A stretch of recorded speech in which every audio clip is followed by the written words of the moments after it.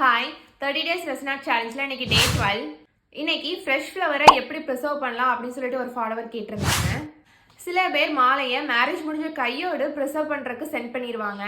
அந்த மாதிரி டைமில் சிலிக்கா ஜெல் யூஸ் பண்ணி ப்ரிசர்வ் பண்ணலாம்.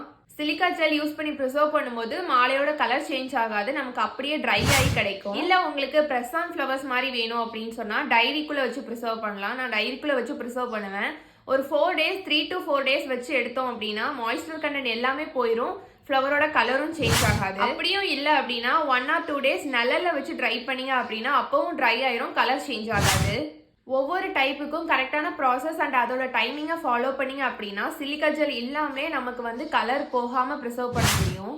நீங்கள் ஸ்ட்ரெயிட்டாக சன்னில் வச்சிட்டிங்க அப்படின்னா உடனே ஒரு நாளே நல்ல ட்ரை ஆயிரும், கலரும் ரொம்ப டிம் ஆயிரும்.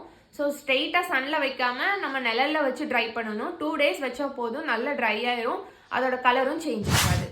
இந்த மாதிரி யூஸ்ஃபுல் டிப்ஸ்க்கு நம்ம பேஜை ஃபாலோ பண்ணிக்கோங்க. ரெசனாட் ரிலேட்டடாக எந்த டவுட்ஸ் இருந்தாலும் கமெண்ட் செக்ஷனில் கேளுங்க.